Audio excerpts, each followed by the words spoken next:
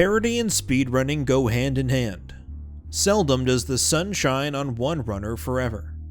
At the highest level, in the most popular of games, there is always someone rising up to challenge their position. The competitive back and forth of two speedrunners crashing against each other like waves against the sand, to inevitably have their progress washed back out to sea. But not in Ratchet and Clank 3. This isn't a game of heavyweight contenders for the ages, there's just one. A speed game of legends, with one prominent pugilist standing in the middle. A champion who stopped at nothing to grab that brass ring, and fought like hell to keep it. You think you have what it takes to take him down? Step into the ring. Don't say we didn't warn you. Welcome to Speed Docs.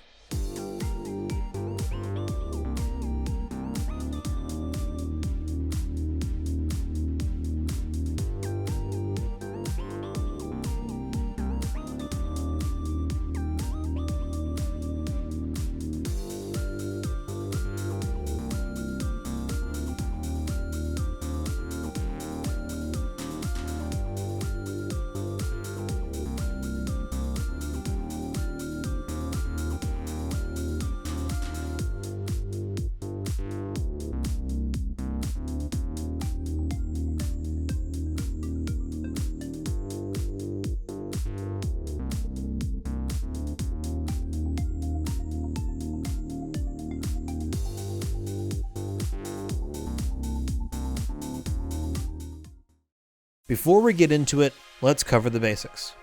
Ratchet and Clank is a series featuring our duo, Ratchet and Clank, as they unwittingly find themselves as heroes of the galaxy. For this third installment, the theme is no different.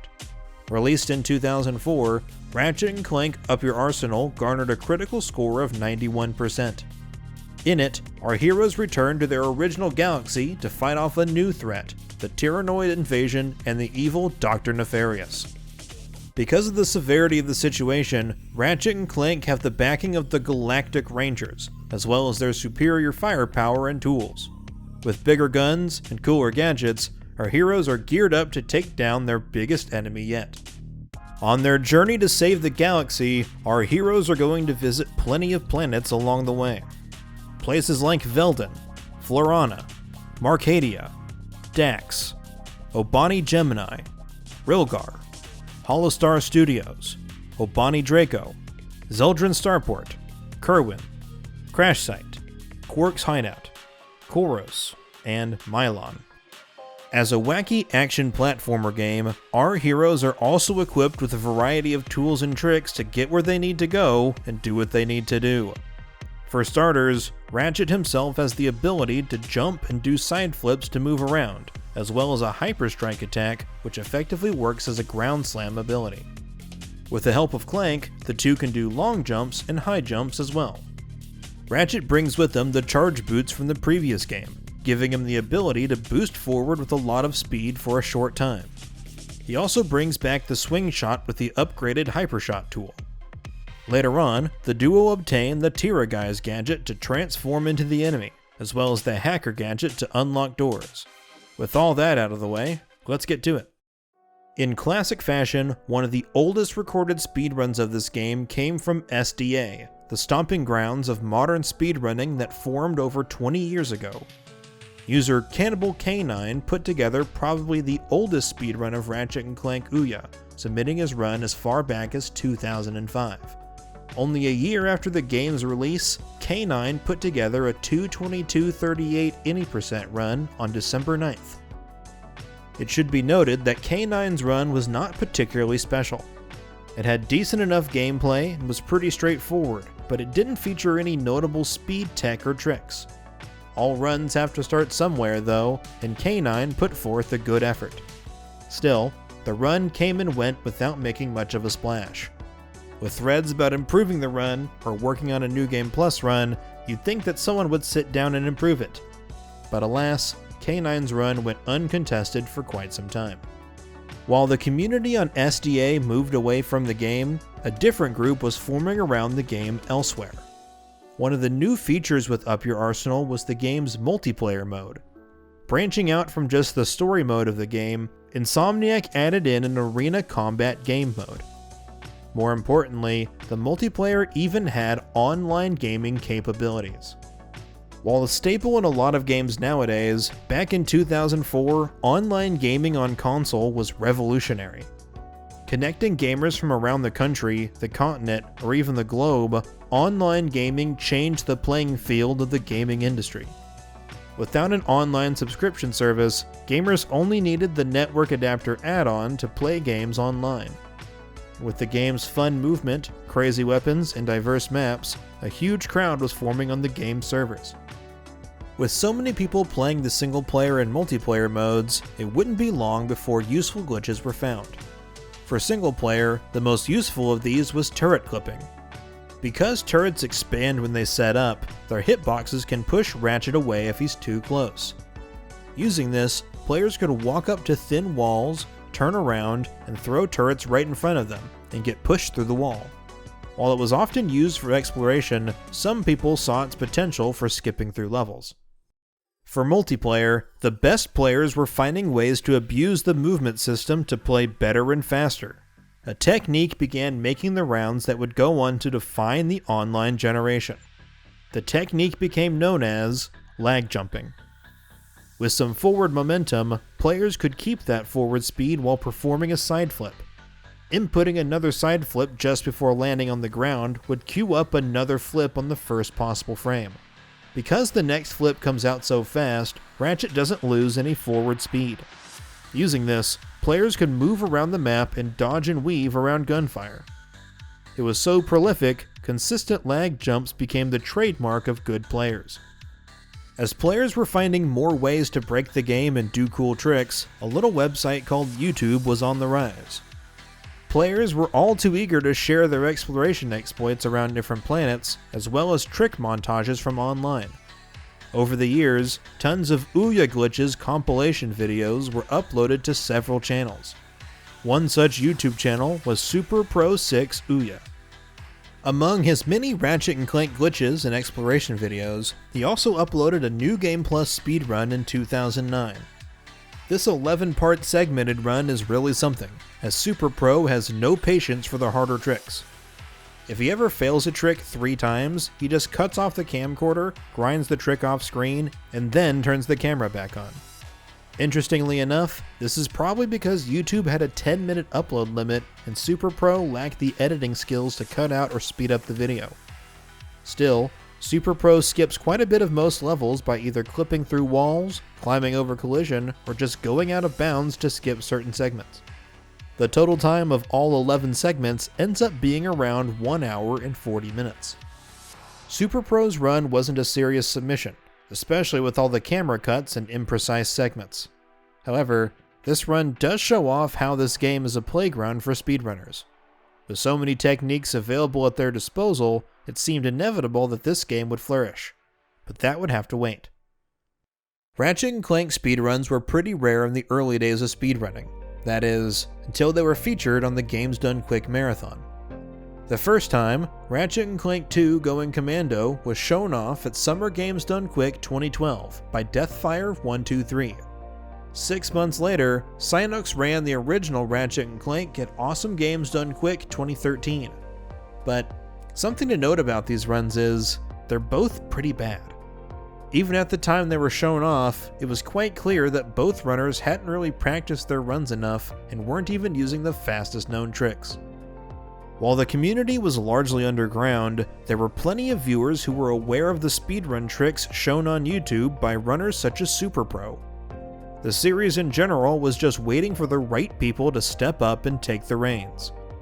After Psynox's run in January 2013, a few players took it upon themselves to do the game's justice. One of these players was Zem92. As far back as 2009, Zem had been tooling around with his favorite rat game, Up Your Arsenal. He never really went anywhere with it at the time, but by 2013, Zem was a college student with some spare time. And then eventually, I kind of landed on Ouya. And I originally started a while ago, or rather, with a very rudimentary way of going about it, which is just like, I just played the game fast. That's all I did. I just played it the way that I knew how to play it, but I just did it quicker than I was used to doing it. And my first runs, I do think these were pre-2010. So this was like 2009. My first ever run was like 4.5 hours. And I thought that was pretty good. You know, I was like, oh, yeah, that's not bad. I'm going to take a look and see if there's any runs that are better. And eventually, I landed on a runner named Cannibal Canine, who is the OG runner of Ouya. And it kind of blew my mind. I was like, oh my God, look at all the stuff he's skipping. Look at all the things he's doing. This is crazy. And so what I did was, I did pretty much what I would go on to do for my entire, 10 plus years of speedrunning, which is I stole all of his good strats and I replaced all of his bad strats with better strats. And the way that I did that back in the day was that I went on YouTube and I looked up your arsenal glitches, and I found all those like they kind of remind you of found footage camcorder videos from horror movies. And it was like random teenagers or like preteens screaming into their microphone being like, look at this cool trick I found. And I'd be like, that is a cool trick that you found. Zem studied Cannibal Canine's run on SDA, as well as other strategies online. Taking the best strategies he could find, Zem started to put together an any percent run of his own. Coincidentally, while Zem was looking for skip ideas, he met someone else in the same boat. This was Insomniac Nintendo. Yes, his name is a combination of his two favorite game developers. Nowadays, he just goes by Insomniac, IN, or even Moose, but we'll stick with IN for now. IN had an eye for optimization, and initially wanted to help Zem improve the any percent run for Ouya. The game hadn't seen any really dedicated runners, and the route needed a lot of work to make it really shine. IN would find skips and setups across the run, while Zem would put them into his route. After a few months of preparations, Zem finally put together a run. Starting off, Zem moves through levels by using the thruster pack long jump and then converts that into lag flips. This is the fastest way to move around without the charge boots. After Velden, Zem skips the first half of Florana by squeezing through the gap of the bridge. Next, it's off to Marcadia for the wave combat section and the vid comic, followed by Annihilation Nation for the second one. Next is Aquanos, which is done normally, but Zem skips most of the Tiraguise section by clipping out of the right wall. On Tyrannosis, he activates Ghost Ratchet glitch to walk through the base's front door. Ghost Ratchet glitch is essentially interrupting the drowning animation to put Ratchet in a state where he can still walk around, but doesn't have collision with walls. It's a common trick in all three of the original Rat games. Next up, VR training, followed by Dax. On Dax, we get the charge boots, and Zem does some fancy out-of-bounds jumping to get around the big doors. Lightning round, Obani Gemini, Blackwater City, Annihilation Nation again, then Hollowstar Studios. On Hollowstar, Zem turret clips through a wall and skips the rest of the level. Home stretch. After the Courtney Gears fight, it's off to Zeldrin Starport, Metropolis, and Crash Site. Incidentally, it's faster to go back the way you came by jumping on these crates and then backtracking to the elevator. Zem does a charge off the edge and glides back to the start, skipping a good chunk of the level. After finishing the last vid comic, it's time for Quark's hideout. On the hideout level, Zem rides these support lines up to the top and skips the need to go to Iridia. This is one of the only planets that can be skipped, and is probably the biggest time save in the run. After a few turret clips, it's off to Koros. Koros is pretty normal, with a shortcut near the end to grab the coordinates. The final level, Command Center, is a mix of climbing around out of bounds and some turret clips to get through doors. This section is dangerous because of the high-level enemies that crowd around you, but Zem eventually makes it to the final boss. Zem takes down Dr. Nefarious and finishes the run with a 139.37 in May of 2013. A solid run that was long overdue. Finally, the game had a good run to start building on. But just as quickly as he appeared, Zem took a bow and made his exit stage left. With school and real life ramping up, he couldn't spend as much time with gaming and speedrunning as he could before. Satisfied with a sub 140 any percent time, Zem could walk away happy. He left the game in IN's capable hands. Originally, IN hadn't quite intended to do mini runs himself, but working with Zem, he started to warm up to the idea. It wouldn't take long for IN to catch up to Zem's time. IN even made the jump to Rack 2 to start work on some of the categories there. By the end of the year, IN had improved Zem's any percent time by 6 minutes. In December, he also posted the first official New Game Plus run, a 109.17. Surprisingly, the New Game Plus route was almost exactly the same. The route mainly saves time by having access to the charge boots from the start, as well as not having to worry about bolts, purchases, or weapon upgrades. With fully leveled weapons and armor, IN also doesn't have to worry about fights, since he can destroy most enemies in one hit and can take big damage from bosses with ease. IN also saves some time in VR training by creatively skipping each of the hacker sections. In a lot of ways, NG Plus was considered a boring category, likened to cheating, since it was almost the exact same run but significantly easier. Still, IN was happy to route and run all kinds of categories for Rack 2 and 3, for better or worse. It had taken 8 years, but Ratchet and Clank speedruns were finally gaining momentum. After Synux's run at AGDQ, Rack 1 had garnered a few runners with Ticeman, Cypress, Infi, and Lincolnito. With IN running Rack 2 and him and Zem running Rack 3, the original trilogy was starting to come to life. Only a month later, new faces appeared in the community. Independently, a group of speedrunners had met each other around Ratchet and Clank and formed a collective. Originally composed of 3 members, Vortex, Slaughter, and Nuka, the group called themselves the Chillest Boys. Upon finding IN running both Rack 2 and 3, the group extended an invitation to IN to join their Skype group. It wasn't long before the group added runner Cypress to their numbers as well. These Chillest Boys all shared an enthusiasm for Ratchet and Clank speedruns, though most of the group was primarily focused on the first game. But outside of the games themselves, these runners became fast friends and soon spent hours talking in Skype calls or messaging each other. While the others worked on the first Ratchet and Clank, IN made an effort to improve his Ouya NG Plus run. With several mistakes in his 109 from December, he wasn't happy to let it rest where it was.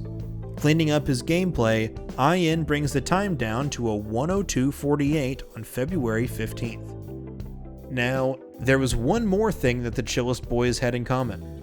Together, the group wanted to see the community around these games flourish. While other speedrunning games enjoyed massive numbers or weekly races, the Ratchet and Clank series had less than 10 runners in total. That's why the group made a conscious effort to look for other runners and bring them into the fold, like they did with IN and Cypress. Together, they knew that there had to be other runners out there somewhere. But the search was going nowhere, fast. After searching high and low for other runs, the results were not promising. There were a few other runners around the world, but none as serious or interested as the Chillest Boys. It was not an encouraging sight. One of the members, Nuka, had a last-minute idea. To the best of his ability, Nuka decided to look up Ratchet and Clank speedruns in Japanese. And that's when he found silence.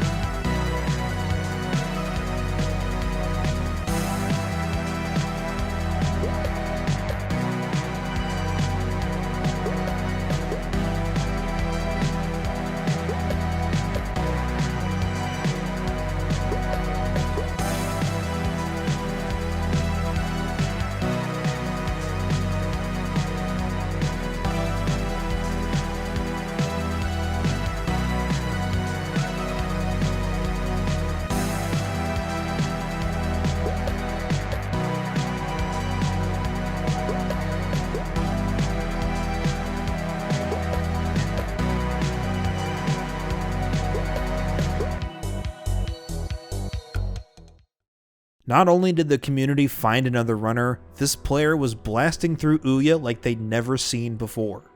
This silence runner was pulling off tricks and skips no one had ever dreamed of. The chillest boys were in awe. So who was this guy?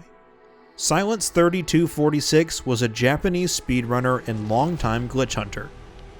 Like so many before him, Silence had been exploring levels, showing off glitches, and just playing around in Ouya for years, and uploading videos of his exploits.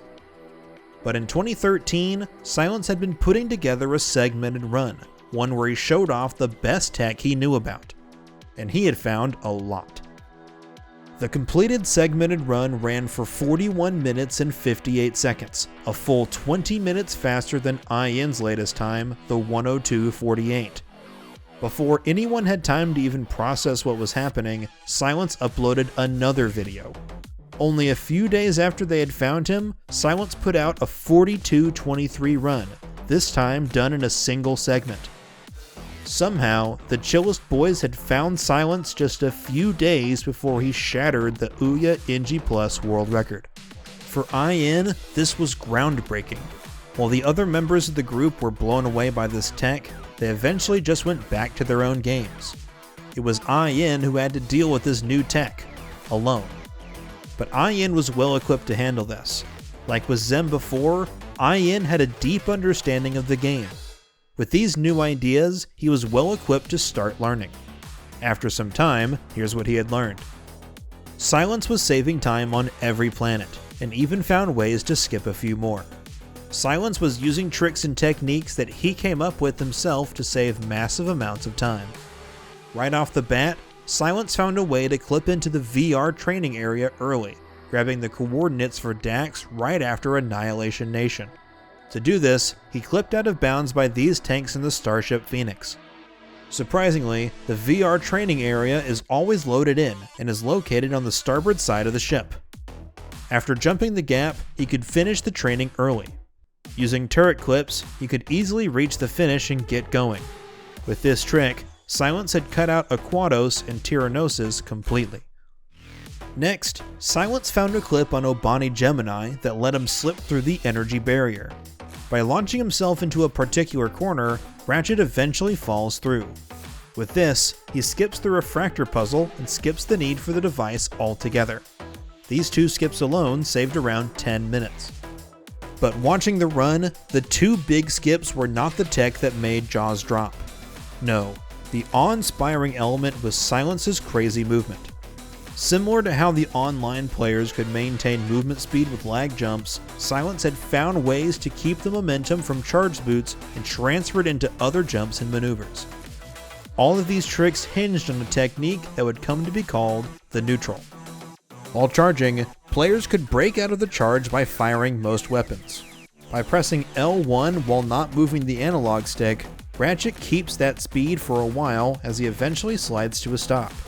This is the neutral, the foundation for Silence's movements. While sliding with the neutral, it's possible to convert that speed into other moves, like long jumps, side flips, or wrench swings. Along with these moves, Silence also found a technique called whip jumps. One of the weapons that can perform neutrals is the plasma whip, a melee weapon that fundamentally works like the wrench. Swinging the whip puts Ratchet in a grounded state, and allows him to perform a long jump out of it. By charging off the ledge, swinging the whip, and then long jumping, he was able to maintain height for a long time, allowing him to cut across massive gaps with ease. With the addition of a hyperstrike at the end, he could even squeeze out a little more height and distance before slamming into the ground. Using this, Silence was able to cover huge gaps, like the VR training gap and the start of Crash Site. Silence also had a new strat for Koros, one of the last planets in the game. Previously, IN and Zem would fight through the level normally and do some jumps to get up to the last ledge a little sooner. But Silence had a different answer. With a whip jump over the water, Silence lands on the base of the tower. However, half of this tower has no collision. Using this to his advantage, Silence performs a series of high jumps off the wall by jumping, going out of bounds, and then doing a high jump as soon as he comes back inbounds, repeating the process to the top. This is a trick known as slope intercept jumps and is a shared glitch across all 3 games in the trilogy. However, Silence's implementation of these SI jumps while using the out of bounds was mind-blowing. With a combination of these new skips and an entirely new movement system, Silence had turned the Ratchet and Clank speedrunning world on its head. With direct influence on both Rack 2 and 3, as well as inspiring the runners of Rack 1, it's safe to say that finding Silence was one of the biggest moments in Ratchet and Clank speedrunning history. Later, runner Ricky the Rixer would describe him as the man who broke Ratchet in half. It would take a while to decipher it all, but IN got to work. Well, I mean, the whole thing was just to try to understand what the trick was, like how to do the trick, right? It was mostly me just playing around. I was just like, charge and then press circle a bunch and then see if I throw my whip. And I don't know, I guess I figured out for some reason that you need to hold L1 while pressing circle. And then once I got that down, I mean, I was like, okay, that's essentially it. Like, I can do the VR skip now. I know how to clip through already. A month after his 102.48, IN had brought his own PB down to a 44.06. But Silence wasn't done yet. He pushed his time down to a 39.13 a few days later.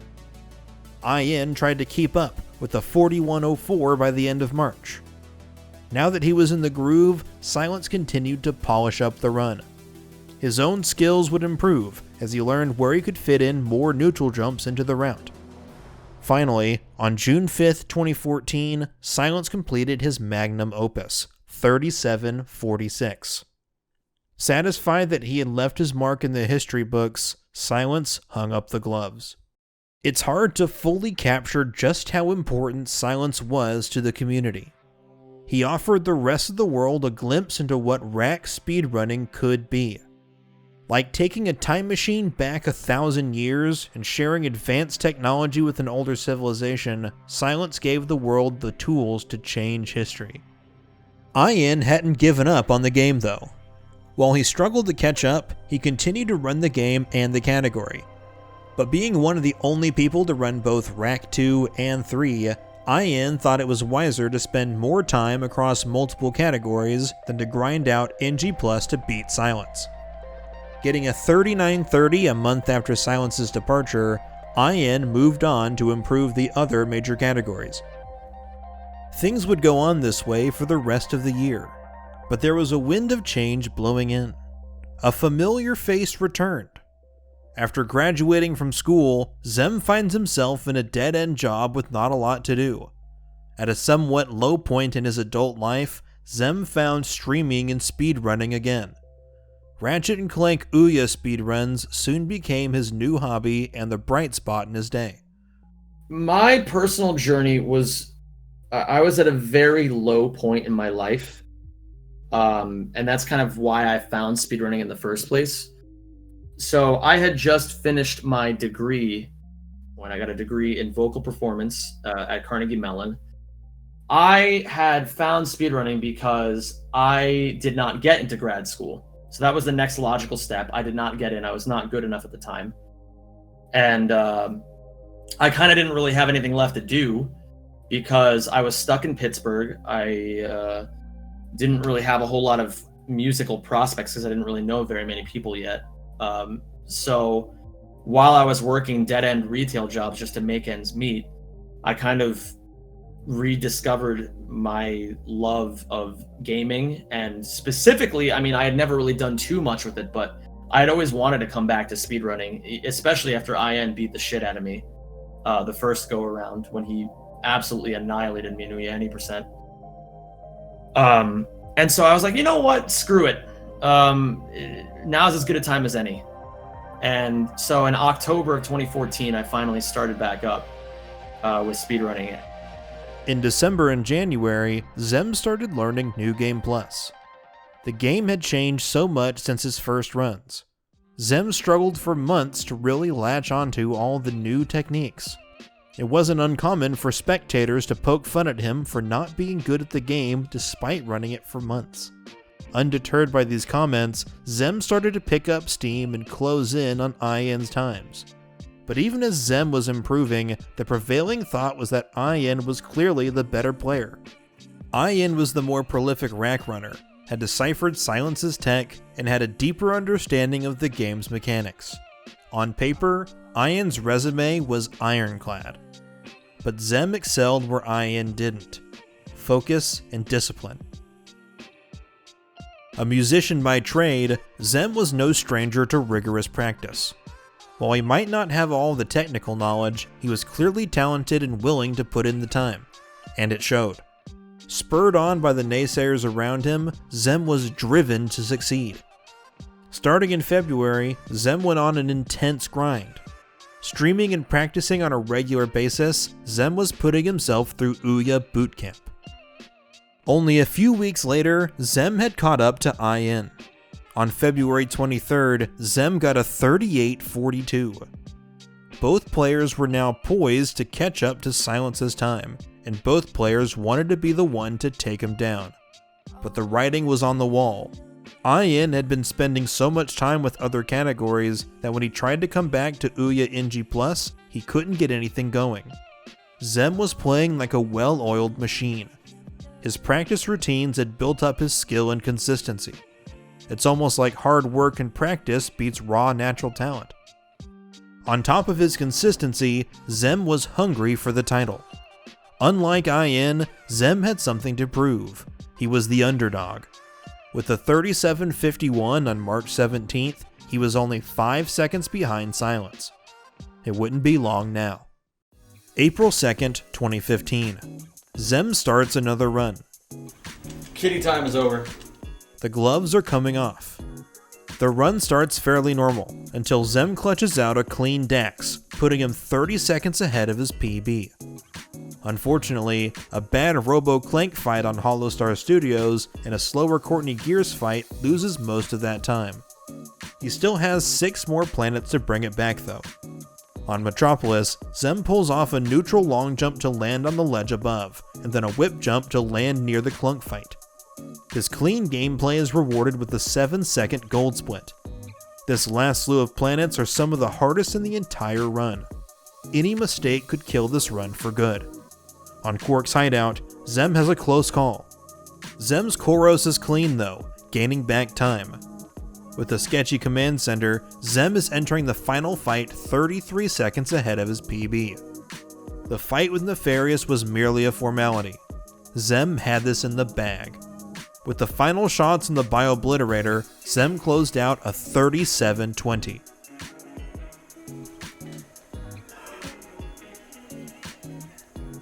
Yes! Zem had put in so many hours of work to get here. He finally toppled the legendary Silence. Silence had held the record for over a year at this point. How long could Zem hold the title? As the community was growing, there were hungry runners springing up left and right. Will Zem's focused practice be enough to carry him, or will a new star rise up to meet him? Now that he was in the lead, Zem wanted to prove to everyone that he was the best rack player the world had ever seen. If he wanted to show people that he was better than IN, he was going to need to keep pushing the world record. But Zem still had plenty of polishing to do, and he wasn't planning on dropping the game anytime soon. After his streaming stint in February, Zem's stream was gaining popularity, and he was quickly gaining traction in the speedrunning world. As his stream grew, more and more eyes were looking at Ratchet and Clank speedruns, some spectators there for the show, and some potential runners. With the increased visibility, the game was getting more players. In mid-2015, new runners were coming out of the woodwork. Of these new runners, the Rixer and Super Squonk showed the most promise. Together, Ricky and Squonk went back and forth, pushing each other to keep improving. In a few short months, the two of them were approaching Silence's 37-46. However, Ricky would move away from Ouya not long after this, preferring Rack 2, and eventually Rack 1. On the other hand, Squonk went all in on the NG+ category. On September 14th, Squonk became the second person to beat Silence's time, with a 36-31 no less. By this time, however, Zem had already pushed the world record down to 35:26. Zem had no plans on being a speedrun Johnny-come-lately. He would stop at nothing to push the game further and further. Now that I proved I was the best, I wanted to prove that no one else deserved to be at the summit. That I would do everything in my power to deny people the glory that I had spent so long trying to achieve myself. And so when I finally beat everybody, I wanted to prove that I could continue beating everybody as well. And especially even though I had technically proven myself to be the best, there were still people that doubted me. There were still people that denied my skill. Like I said, people still said, "Oh, well, IN's better. He just doesn't play the game as much," or like, he only got it because he played the game a billion hours, et cetera, et cetera. And so I wanted to make it undeniable that I wanted to make it so that nobody could deny my skill anymore. Not too long after Squonk's time, IN would also end up with a sub-silence time. What was once the ultimate dividing line had now been surpassed by 3 of the best runners Ouya had to offer. By the end of October, Zem had a 35:26, IN had a 35:49, and Squonk had a 36:15. This is the first time things were heating up for Zem. All 3 were within 1 minute of each other. If you can't stand the heat, get out of the kitchen. It was time for Zem to start cooking. Squonk turned up the heat by getting a 35:51. Squonk was getting closer and closer, now just 26 seconds away from the world record. Not one to be outdone, Zem answered with the 34:54 a week later.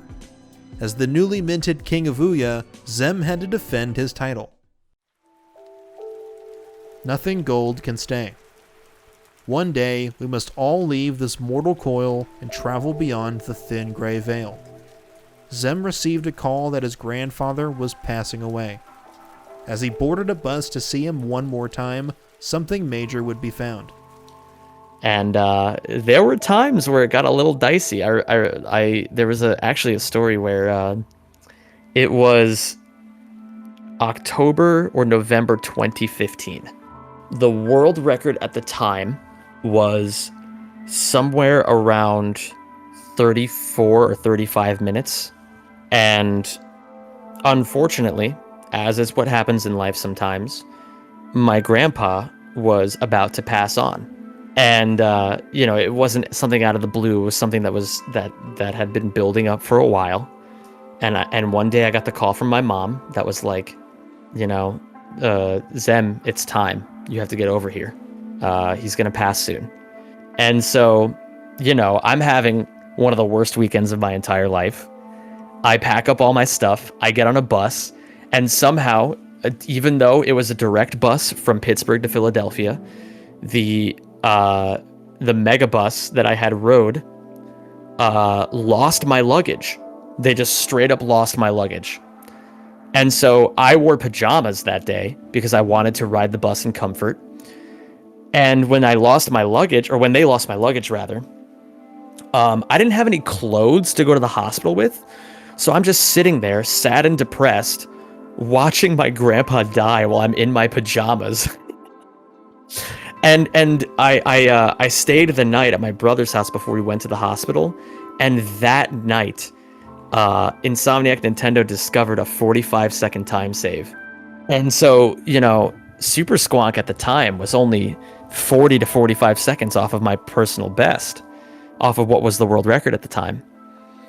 And I just remember, and I mean, I want to start by saying that I hold no ill will towards him at all. He was overly eager, and he was a stupid, we're all stupid kids. We all do stupid stuff. His stream title, as soon as the strat got found, he turned on stream and started grinding runs. And his title read, "Trying to get world record before Zem comes back." it's so... There I am, like, with the harrowing idea in the back of my brain that I'm about to go watch my grandpa die. And then I'm just watching this person trying to like callously take my world record from me. I was so mad, dude. And Squonk and I, I want to be clear. I was such a competitive freak that it was very difficult for me to be friends with people. I was not a good role model in the community for a very long time, and I wholly admit that. And so when I saw this, I tore into Squonk. I tore into him. I was like, how could you do this? This is like one of the most spiteful things I've ever seen. You know, it started a huge argument.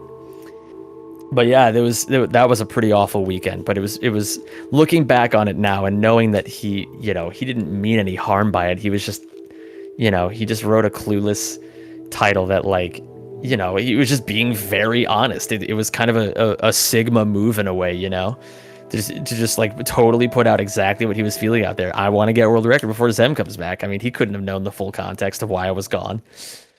With 45 seconds of time save at their disposal, this could have been the moment in history we talk about Squonk. As you get closer to the summit, the air gets thinner. Squonk was a little too nervous and couldn't seal the deal. The window of opportunity closed when Zem got home just a day or two later. When Zem shoots his shot, he doesn't miss. Zem gets a 34.07, which he would lower to a 33.18 over the coming weeks. This would prove to be the first of many trials for Zem, as this would not be the last time that his throne was targeted. Not long thereafter, Zem got Ouya into AGDQ 2016. While some games in the Ratchet series had been shown off previously, these were not the best displays of what these games had to offer. This would be Zem's opportunity to really demonstrate what the Ratchet and Clank games were all about. Zem took this run very seriously, spending a ton of time in the practice room leading up to the run. He even got a 33.13 while practicing, a 5-second improvement on the world record. Zem was playing hot. With the spotlight on him, he pulled out a very solid 34.19. Time. Bring it up for Zem, everyone. Woo! 34.19. 34.19. Okay. Not bad. The execution was great. The commentary was on point, and the game finally got its first moment in the sun. This would be one of the catalysts that would put the original Ratchet and Clank trilogy on the map. Zem's stream was already growing exponentially, but a brilliant display at AGDQ added another feather to his cap. After a pretty eventful start to the new year, Zem would continue to lower the world record further and further. From January to July 18th, Zem improved the record 8 times, from a 32.50 to a 31.56. Zem's position atop the leaderboard was secure, his tray table was locked in the upright position, and he was free to move about the cabin. He set his sights on getting records in other categories and games, such as Ratchet 1 and 2 and Kingdom Hearts 2. As 2016 came to a close, things had slowed down considerably. So where is everybody? As we know, Zem is firmly in first place with a 31.56. IN had a 32.44, followed by Super Squonk with a 32.45. And in an outstanding rookie year, newcomer Tarna was in 4th place with a 33.21. With nobody else within a minute of 4th place, these 4 were the only ones in a position to compete. At the start of 2017, IN would start going on the warpath to improve his time and compete for the world record.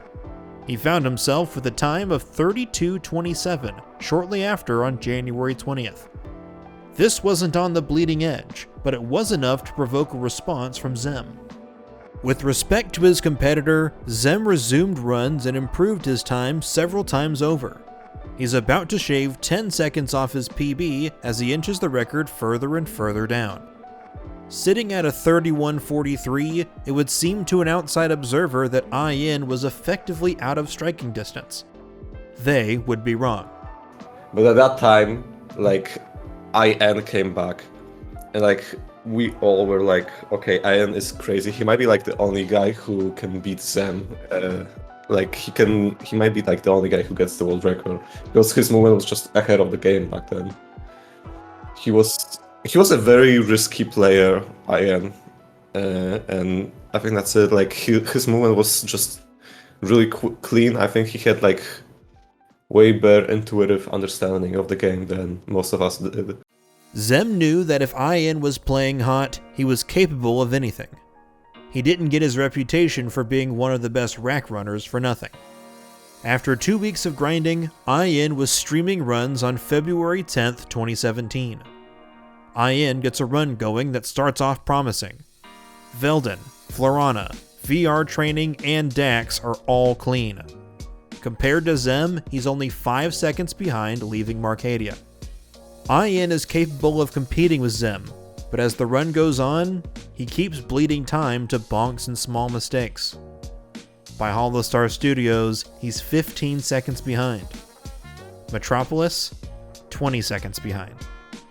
In this month of grinding, IN had gotten runs on world record pace, but they all inevitably died before completion. Much like this run, they had such potential, but never came to fruition. For all his effort, IN could only complete a 32:09 as his fastest time. Unfortunately, IN couldn't close out a run to beat Zem. Comparing segments, IN can clearly compete with Zem, but stringing everything together into one run proved to be too hard for Zem's old running mate. This would be IN's last hurrah. He still played other categories, but he just couldn't keep up with Zem and NG Plus anymore. It didn't help that IN had school to deal with as well. But as he had responded to all of the challengers in the past, Zem didn't flinch.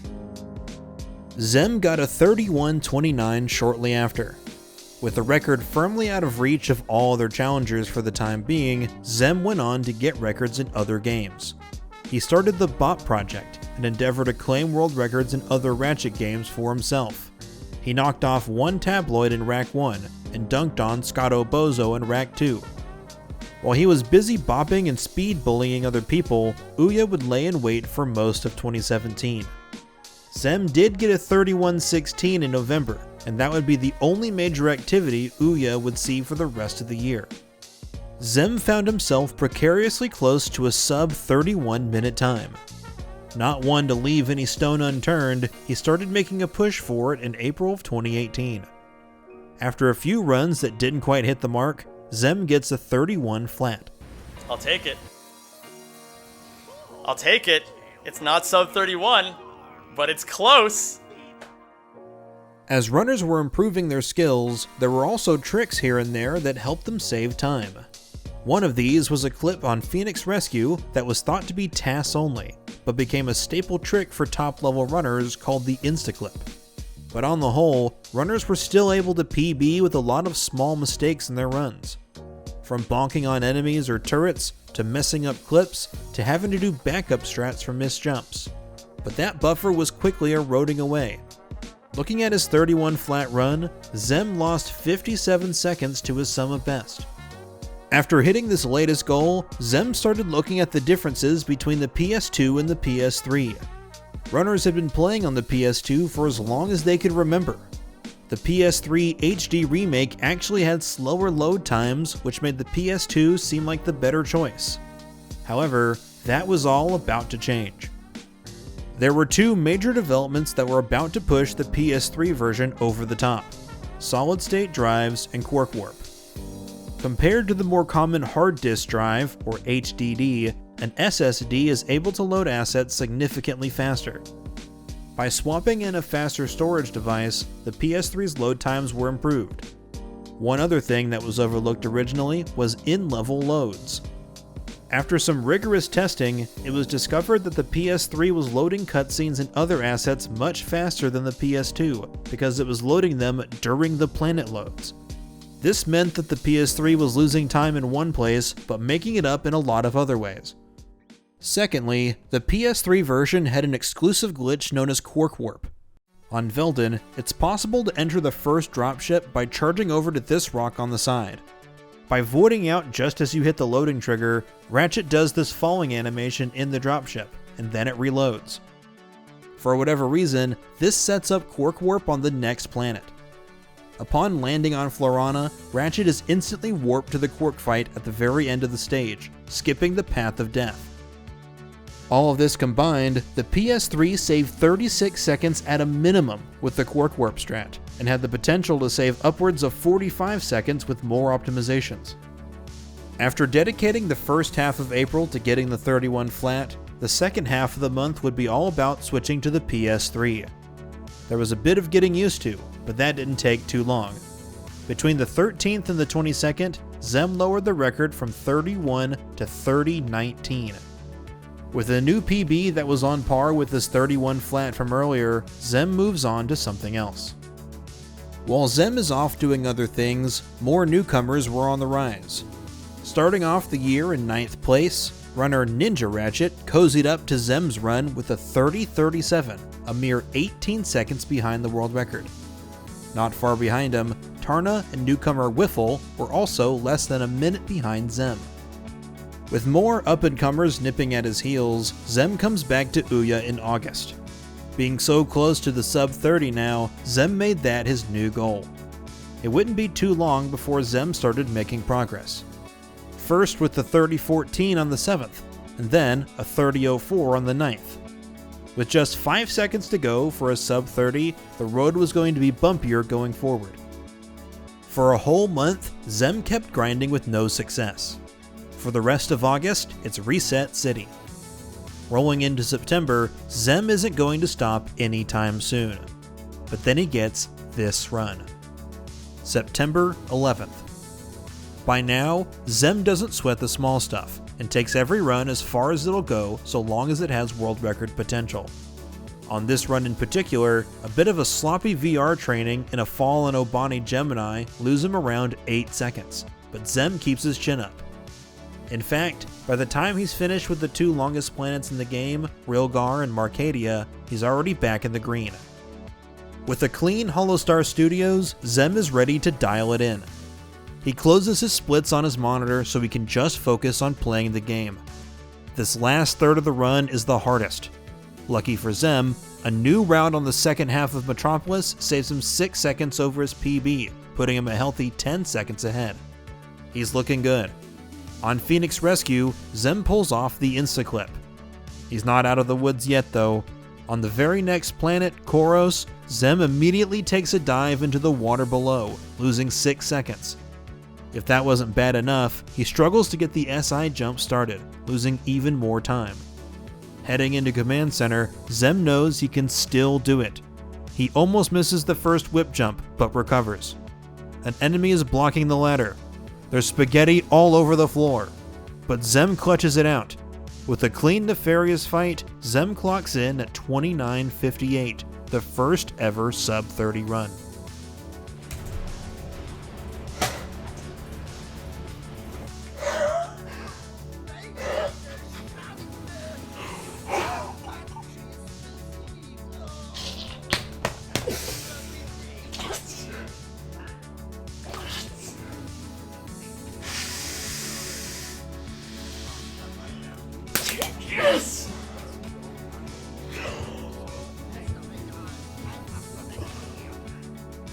Against all odds, Zem has continued to fight for his throne and push the game past more and more barriers. But yeah, he just kept pushing Ouya Plus just by himself, and that's kind of where he just became like dominant. No one else could touch him. There was other people who came, like Tarna was challenging him at that time as well, and then Ninja Ratchet. But yeah, they just like never overtook him. He just, anytime they would get close, he would like come back. Like he'd be playing other games, and then they get close, and he'd just come back to Ouya Plus and improve his time. And that's why he seemed like so unbeatable for like the longest while. Zem is happy. The goalpost has been moved. He remains on top, safe from any usurpers of the throne. It would surely be a while before anyone else got close. By the end of September, Wiffle had moved into second place. With a time of 30:20, Wiffle was only 22 seconds behind. After another month, Wiffle was just 3 seconds behind. You might be sensing a theme throughout our story thus far. Zem has the record, Squonk gets really close. Zem improves the record, IN almost takes him down. Zem improves the record, and Ninja Ratchet shows up. Zem improves the record for the umpteenth time, and this time it's Wiffle. The same old song and dance was wearing thin on Zem.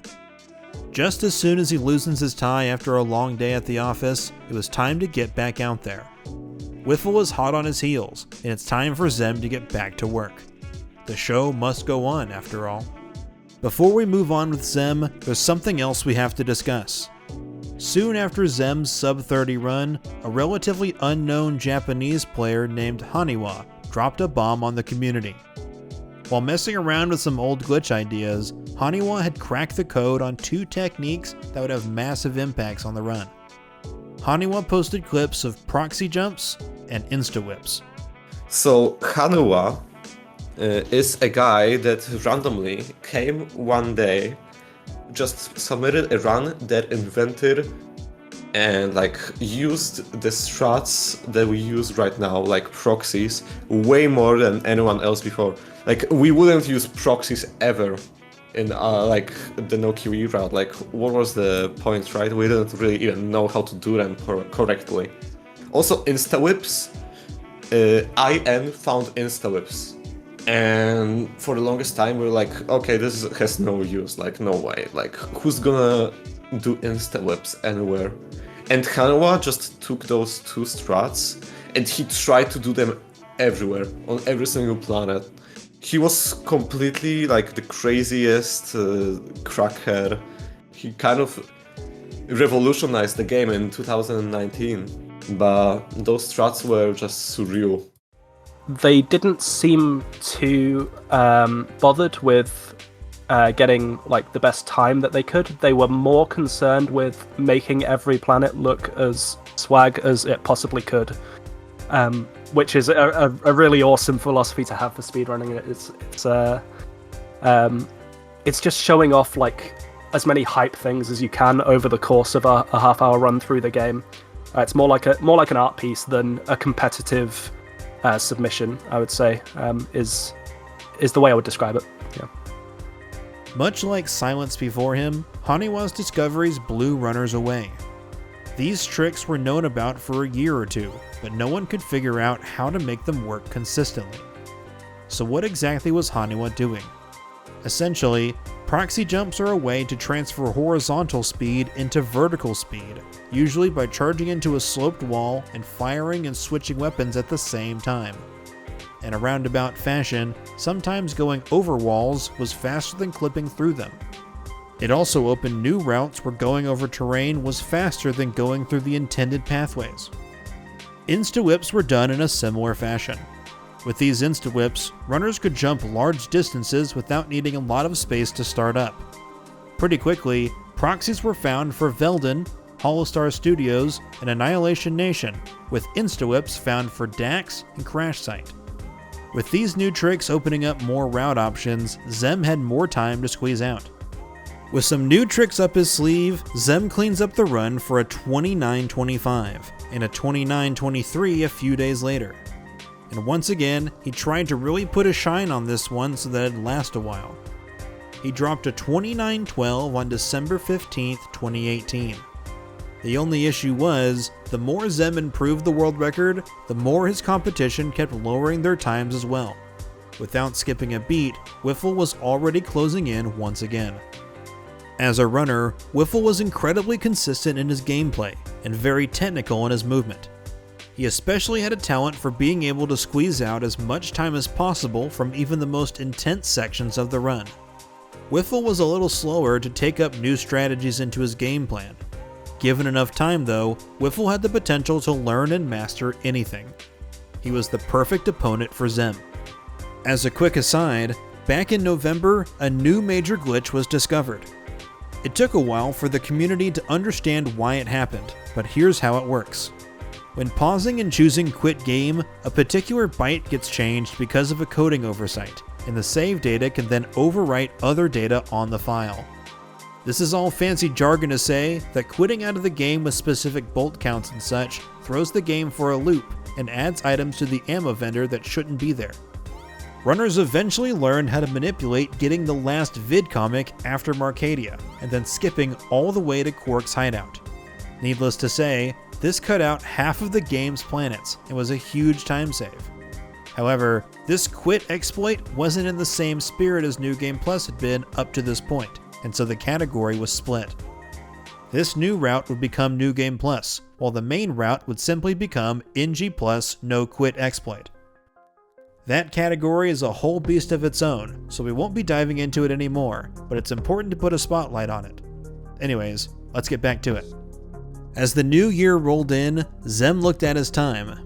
29:12? That's nothing to slouch at, but it was only 13 seconds away from the next minute barrier. You already know what time it is. With these new proxies, there was some more time to save. There were a bunch of clips that could be replaced with just a big ass jump. It's time to break into the 28s.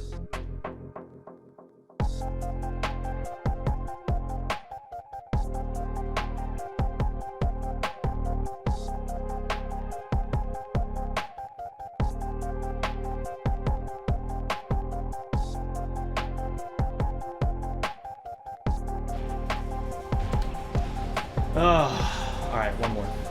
One more PB, that's all we need.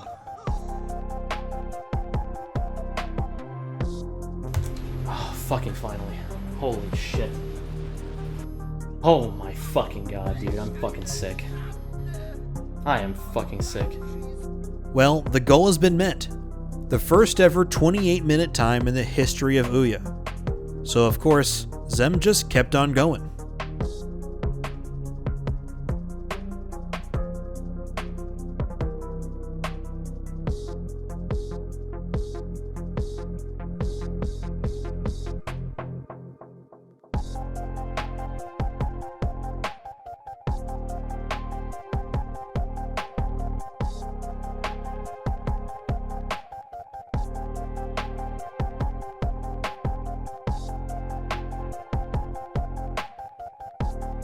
Let's fucking go! Let's fucking go, dude! Let's go!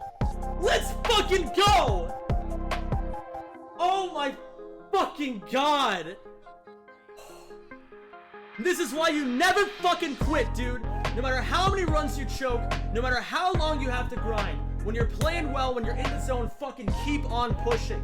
Push yourself one step further every fucking time. You never know what you're gonna be capable of. 28, 3 fucking 1, dude. Holy shit! Never stop pushing yourselves, guys. Never stop pushing yourselves.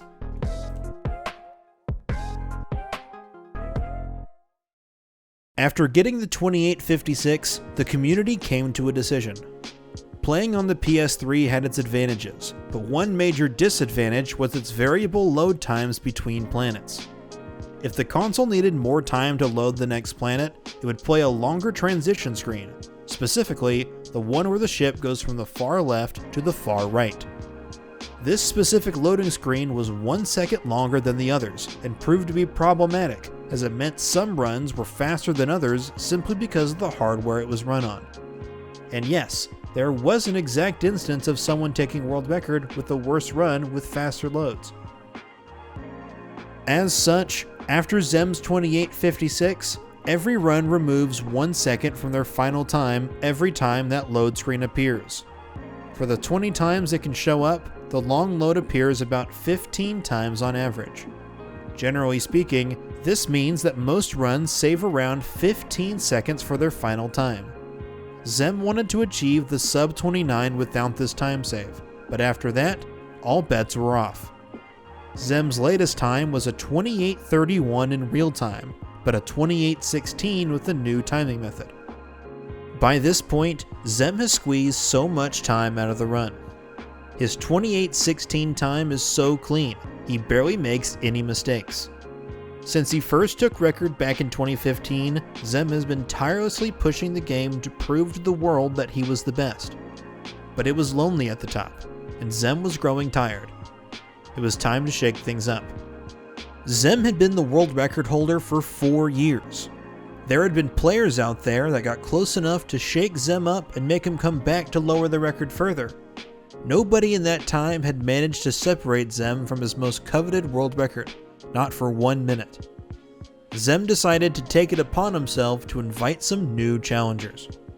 The day after his 28:16, Zem announced a $1,000 bounty.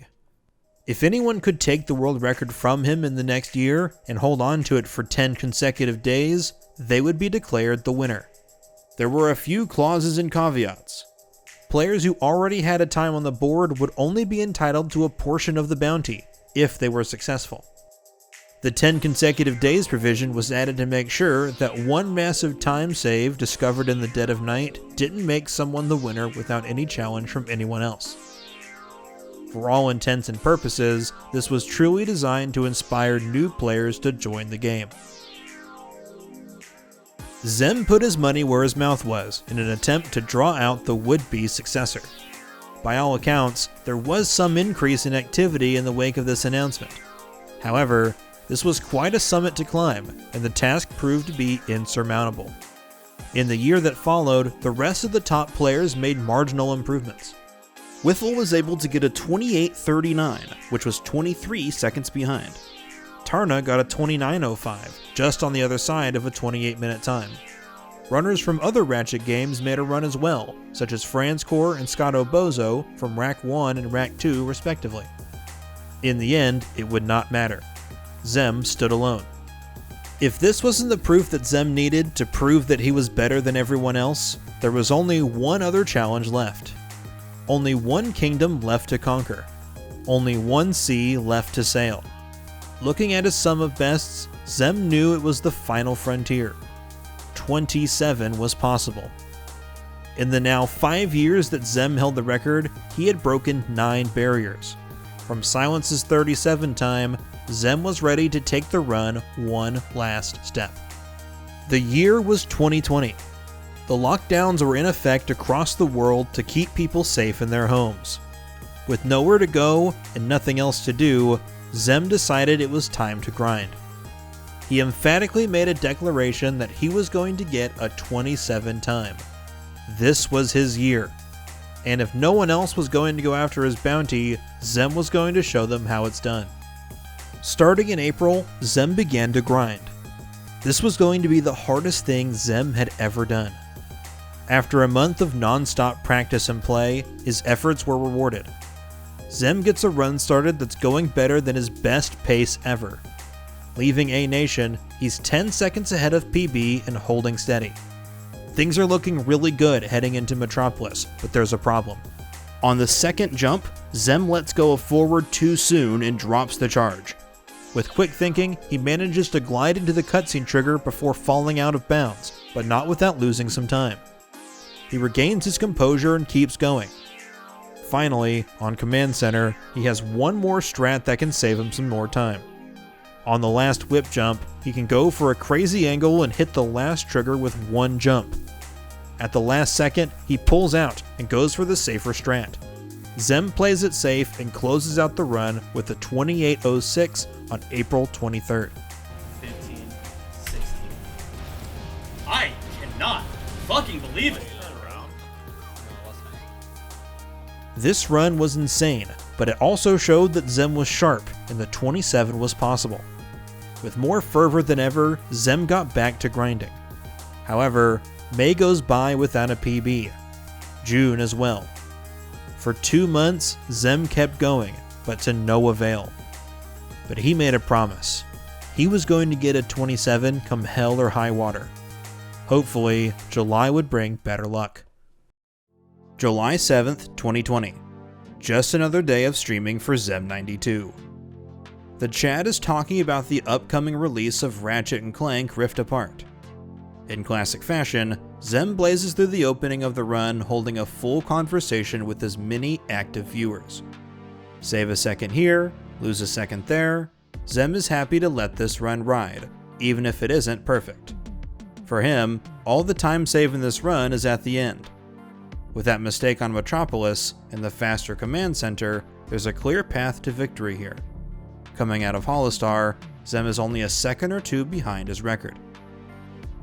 If those 2 spots weren't enough, Zem has another trick up his sleeve.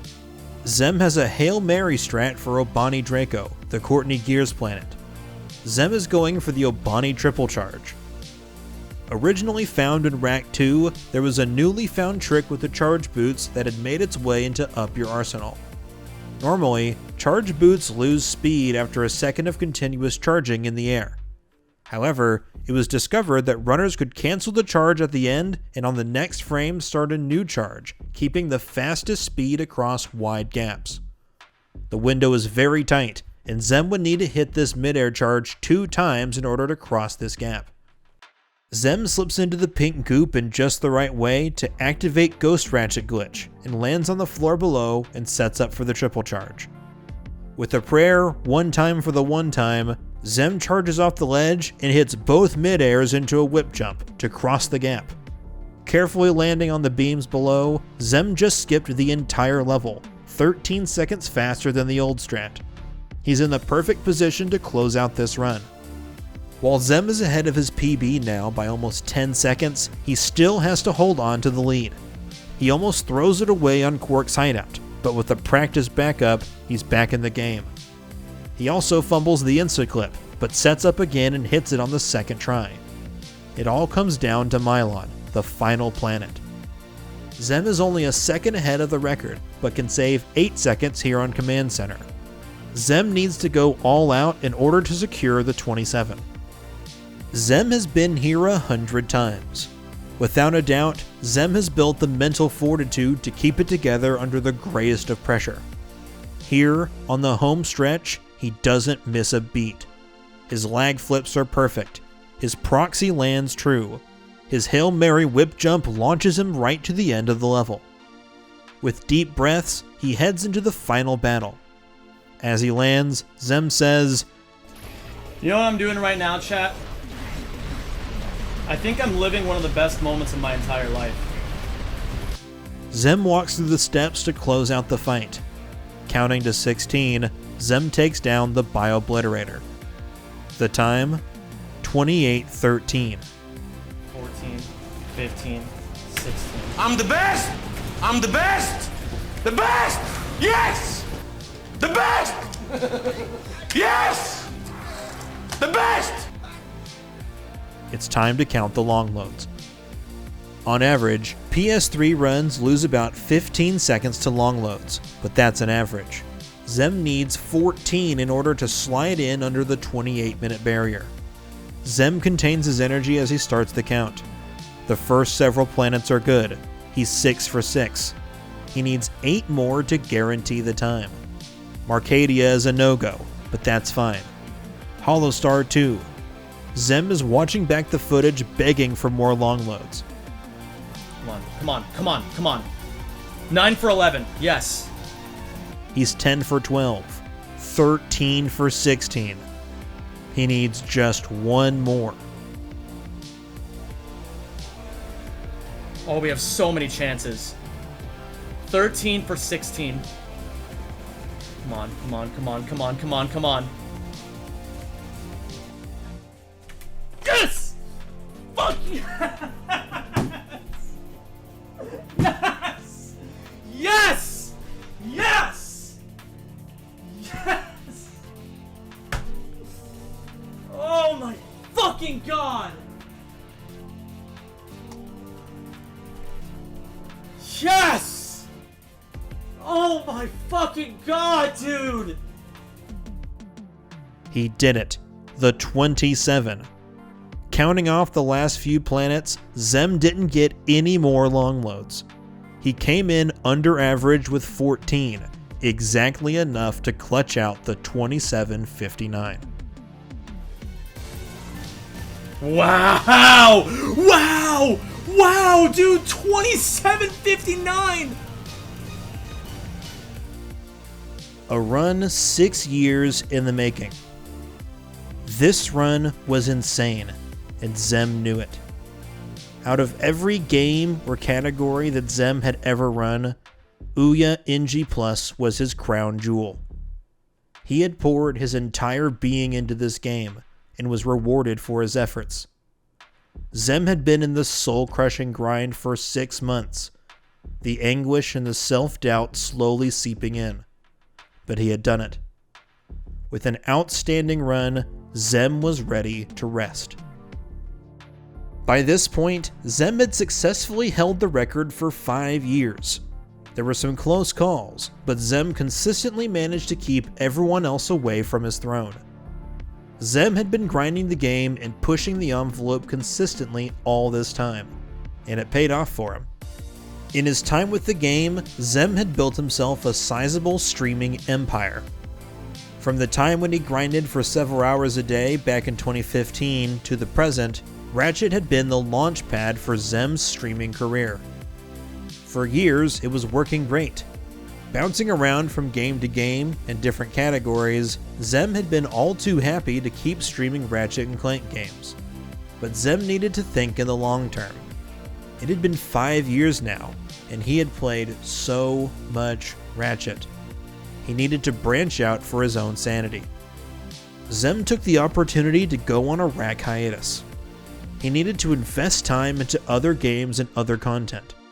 And to be honest, Zem needed a break. He had been forcing himself to run this game for so long. It wasn't fun anymore, and the constant fear of other runners taking his record was nerve-wracking as well. But now, Zem was at peace with it. For the other runners, the mission was clear. Without Zem moving the goalpost anymore, someone could finally have their time in the limelight. For years, runners were discouraged from trying to improve their times, because every time the goal was in reach, it was snatched away. It was almost counterintuitive to even try. But that wasn't going to be a problem anymore. When Zem got his 27:59, Wiffle was in second place with a 28:35, followed by Tarna with a 29:05. For the last 3 to 4 years, these two had been in contention for second and third place. Together, they had been the driving force pushing Zem to keep going. With news of Zem's departure, though, these two got back to work. Wiffle had established himself as one of Zem's biggest threats. Given time, he could overcome any obstacle. In truth, his biggest roadblock to success was himself. I was basically just wanting to do it for as long as I kept having fun, and that's always been my philosophy. It's like, as long as I'm still having fun, I'll keep doing it. So I took a lot of long breaks in between, like grind periods, I guess, where I felt like I wasn't having fun. I got burnt out quite a lot. Wiffle worked best in short bursts, as he could barely bring himself to grind without end. Because of that, the road ahead would not be easy for Wiffle. On the other side, Tarna had been running the game on and off for even longer than Wiffle. Since the start of 2016, Tarna had been a steady runner and perennial top 5 player. What was it about Tarna that kept him so close? Tarna has a full throttle playstyle where he always goes for the hardest and fastest tricks. He embodies the spirit of IN from all those years ago, and tries to squeeze out as much time as possible. This usually results in Tarna resetting runs a lot, but Tarna keeps going. A very determined player, Tarna loves the game and keeps getting pulled back in even after grueling sessions with little to no progress. In a lot of ways, Ratchet and Clank speedruns are very expressive. While there are optimal lines to take around planets, runners have to be able to make adjustments on the fly when things don't go as planned. Tarna excels at playing off instinct. He feels the beating heart of Ouya and plays to the rhythm. While he can adapt his play to most situations, that does mean that his play isn't always perfectly optimal. A month after Zem's PB, Tarna and Wiffle are back in the saddle again. Tarna would take second place with a 28:26. Not to be outdone, Wiffle got a time of 28:18 just a few days later. Both players were now within 30 seconds of the record. The pressure was on. The only thing stopping them was the space between their ears. A few months later, Tarna improved their time to 28:05 on February 23, 2021. Wiffle was able to maintain the grind for a while, but fell off after some time. He has a hard time working towards one goal for long periods of time. During summer break, with some time off of school, Tarna has the chance to really go after the title.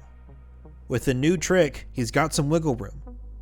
Using a new trick known as Fast Fall, Tarna can save several seconds on Velden. Essentially, using the Suck Cannon, Tarna can stay in the dropship when the Rangers jump out the back.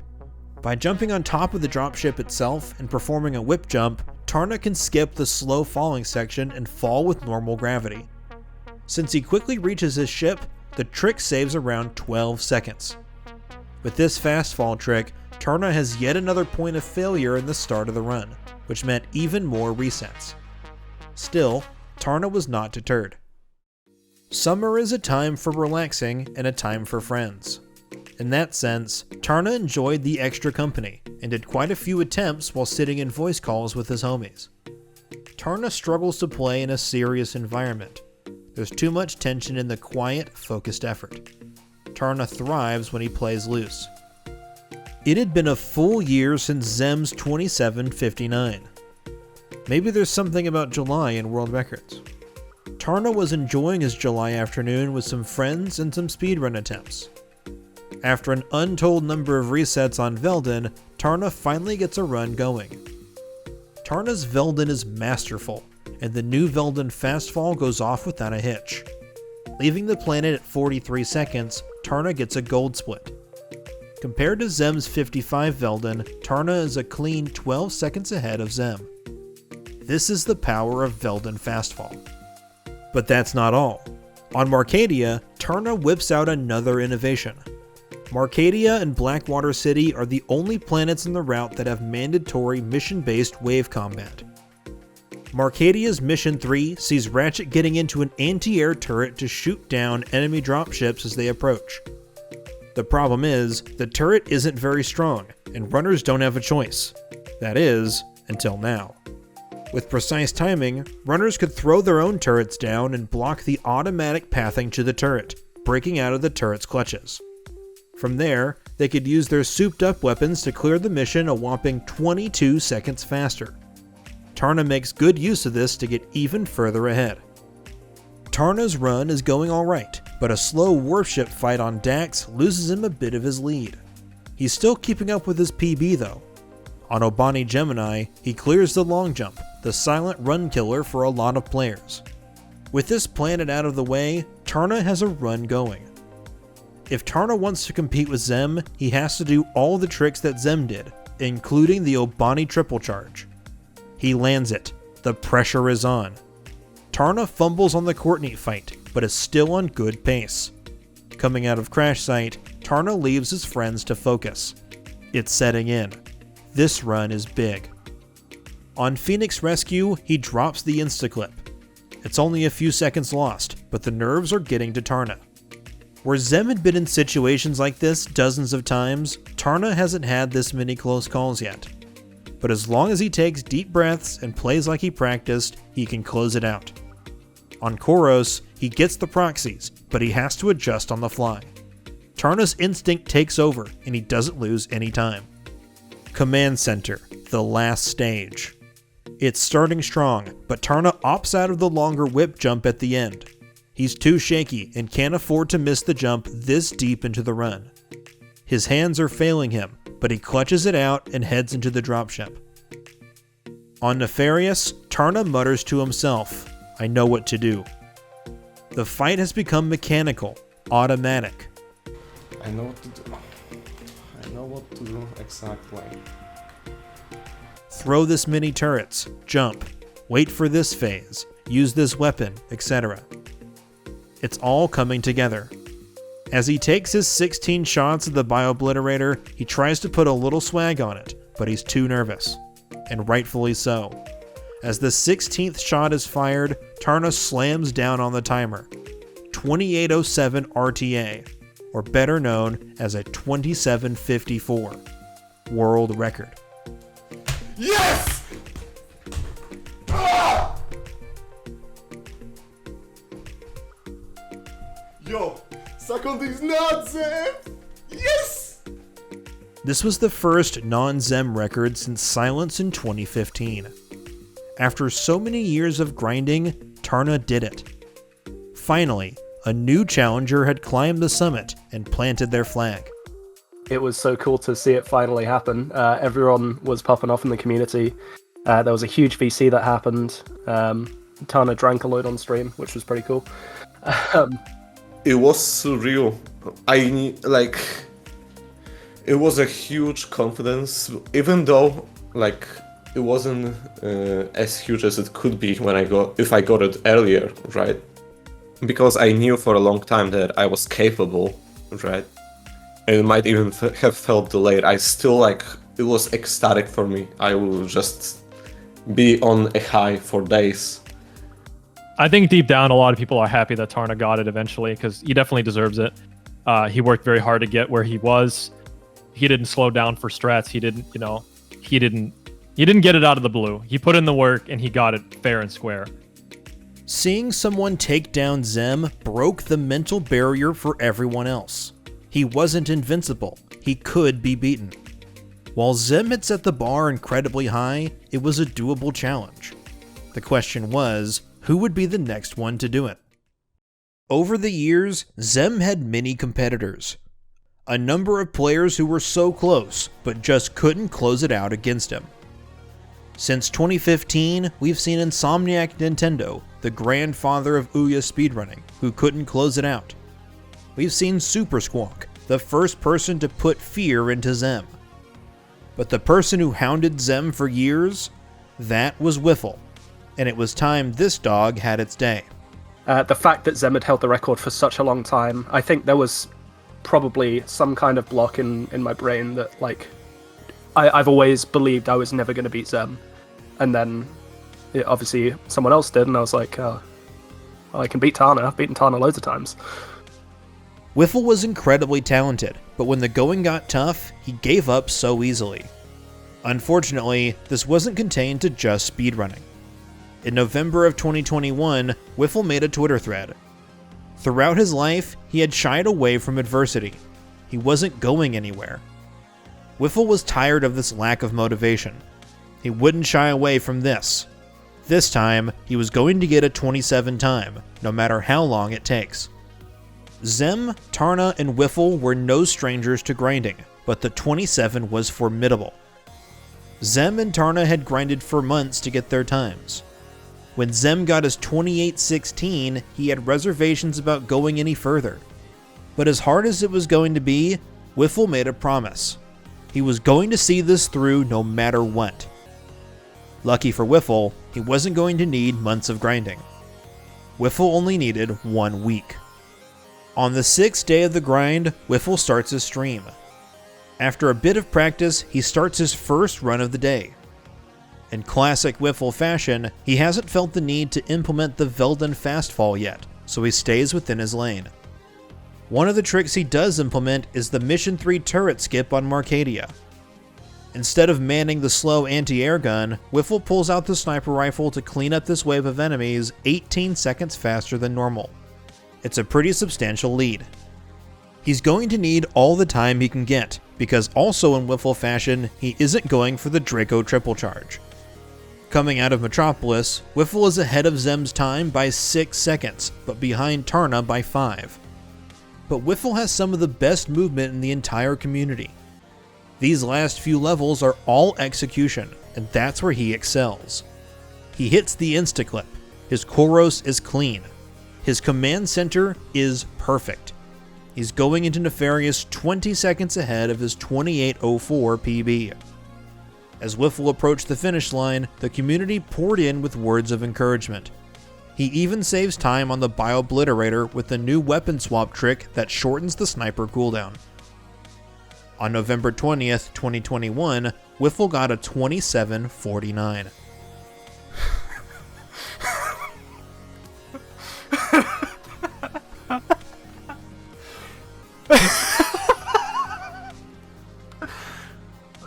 As people came in with the congrats, Wiffle had bad news for everyone. So for those who weren't here for the start of the run, which I imagine is most people, I can't submit this run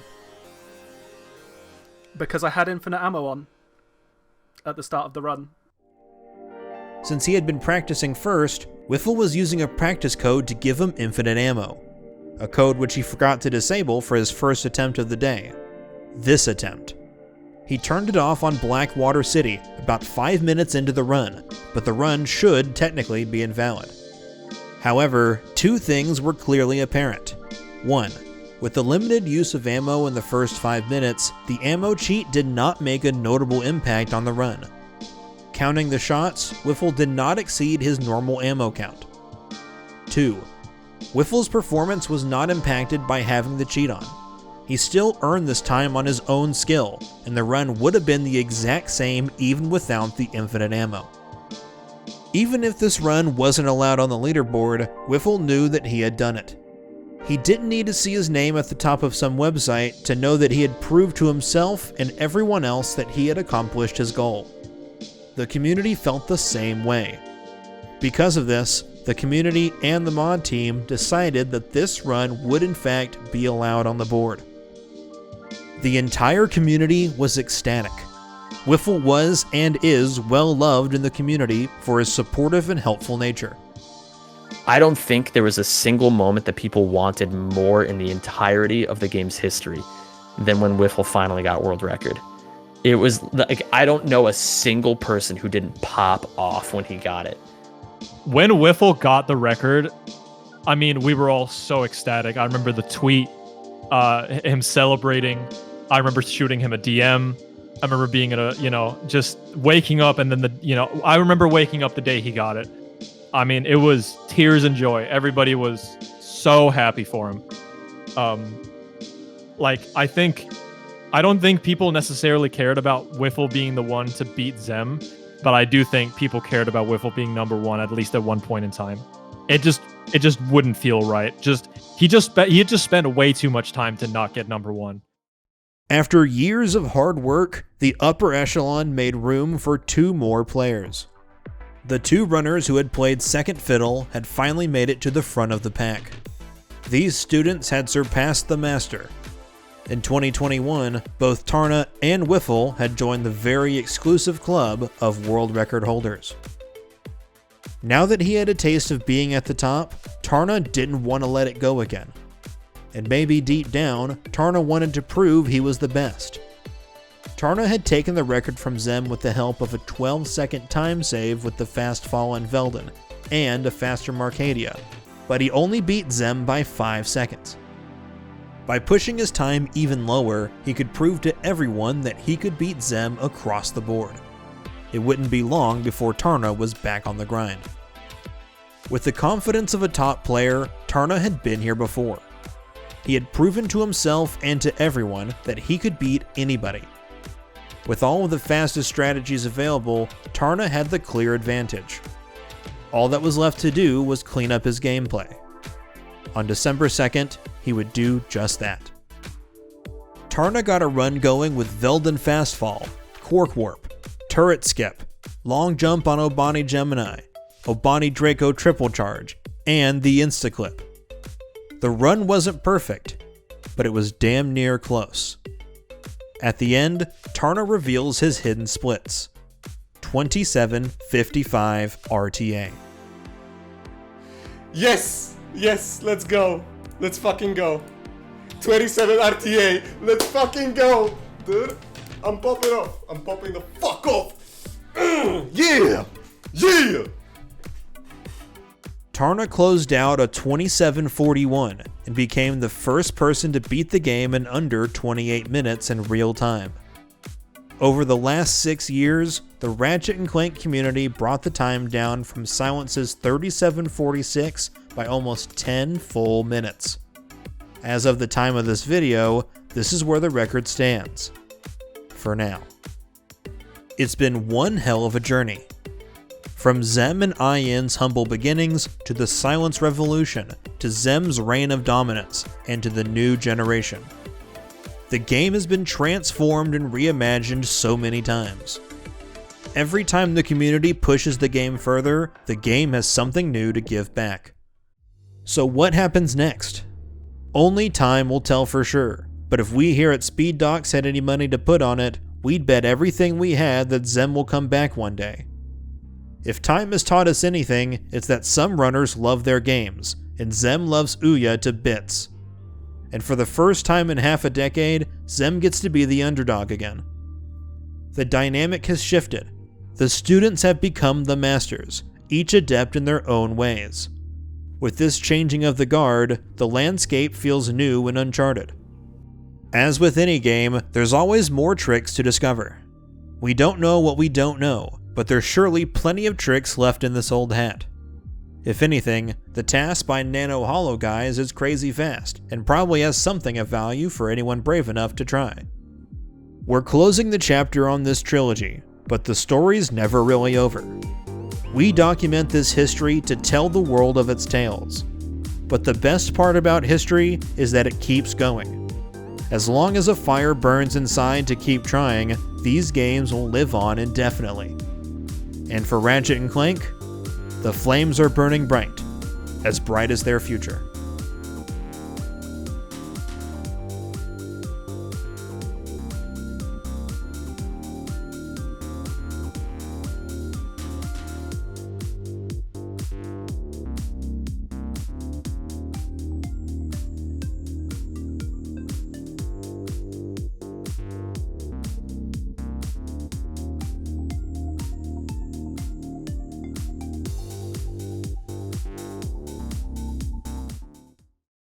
Hey, thanks for watching our video. If you want to join the community, check out our Discord. Also, consider supporting us on Patreon. It really helps. Thanks.